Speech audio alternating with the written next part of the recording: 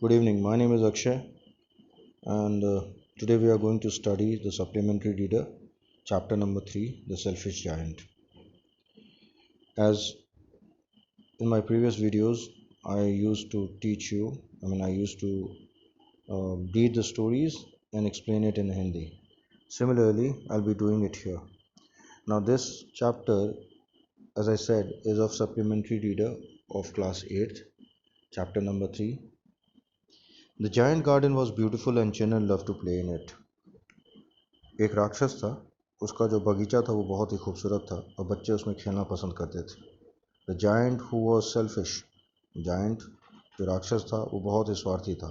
Build a high wall round his lovely garden, उसने एक बड़ा सा दीवार बनाया था एक बहुत प्यारे बगीचे में। Children did not enter the garden thereafter, बच्चे जो हैं उसमें कभी, जब से वो उस पर दीवार बिछ गया तब से बच्चे उसमें आना ही छोड़ दिए। Not did spring and summer till the giant experience change of heart, ना ही उसमें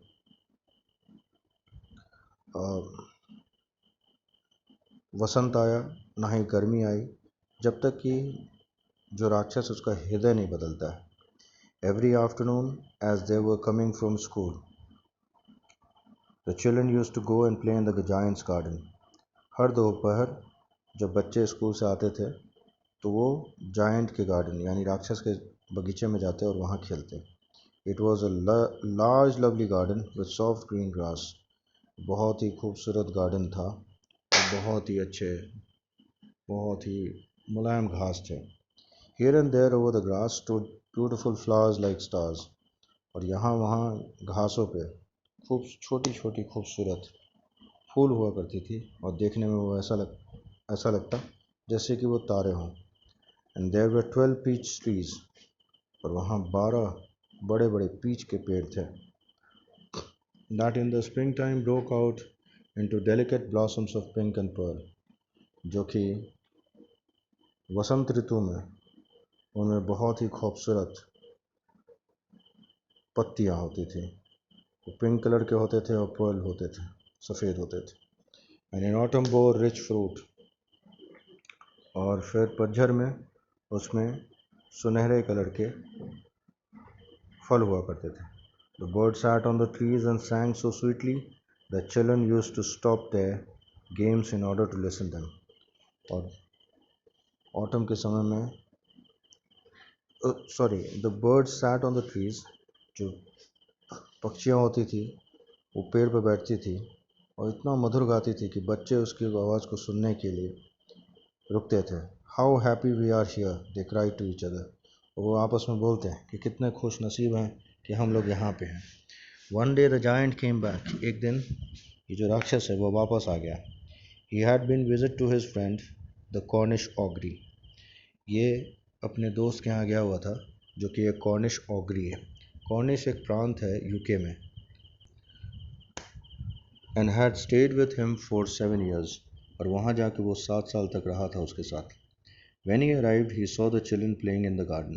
जब वो वापस आया तो उसने देखा कि बच्चे उसके बगीचे में खेल रहे थे। What are you doing here? He cried in a very gruff voice. उसने ज़ोर से चिल्लाया कि तुम लोग यहाँ क्या कर रहे हो? और उसने बहुत ही भारी भरकम आवाज़ में बोला। And the children ran away. उसकी आवाज़ सुन के बच्चे जो हैं वो भाग खड़े हुए। My own garden is my own garden. उसने बोला मेरा जो बगीचा वो मेरा बगीचा है। said the giant. Anyone can understand that. और सबको ये जाननी ज़रूरी है। I will allow nobody to play in it but myself. मैं यहाँ किसी को खेलने की इजाज़त नहीं दूँगा, सिर्फ मैं रहूँगा। So built a high wall all around it. और उसने बहुत बड़ा एक दीवार बना दिया चारों ओर। And put up a notice board, और वहाँ एक सूचना पट लगा दिया। He was a very selfish giant. वो बहुत ही स्वार्थी राक्षस था। The poor children had now nowhere to play. और उनके जो बच्चे थे, पुअर चिल्ड्रन, मतलब वो जो गरीब निरीह बच्चे थे, उनको खेलने के लिए कोई जगह नहीं था। They try to play on the road, वो अब खेलने के लिए सड़क पे आ गए। और the road was very dusty and full of hard stones, लेकिन ये जो सड़क था वो बहुत ही धूल भरा होता था और बड़े बड़े पत्थर लगे हुए थे, hard stones, and they did not like it, और उनको वो पसंद नहीं आया। They use to wander around the high walls, वो बड़े बड़े दीवार के इर्द गिर्द घूमते रहे। When the lessons were over, जो वो स्कूल से पढ़ के आते थे, जब उनकी पढ़ाई ख़त्म हो जाती तब, and talk about the beautiful garden inside, और वो आपस में बात करते कि कितना खूबसूरत गार्डन था उस दीवार के अंदर। How happy we were there, वो इस बात की वो चर्चा करते कि कितने खुश थे वो वहाँ पे। They said to each other, वो बात करते एक दूसरे से। देन द स्प्रिंग केम, फिर वसंत आया, and over all over the country there were little blossoms and little birds, और पूरे गांव में छोटे छोटे फूल और छोटी खुशबू, छोटी छोटी खूबसूरत पक्षी आने लगी।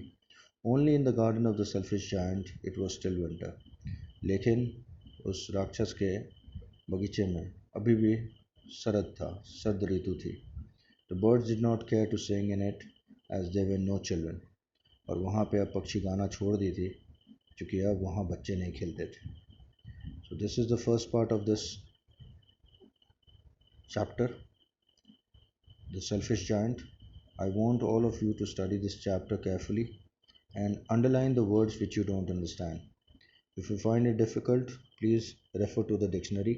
Most of the words are, their word and the word meaning is given there underneath. You can take care of it. Thank you as of now. Have a wonderful evening. Bye.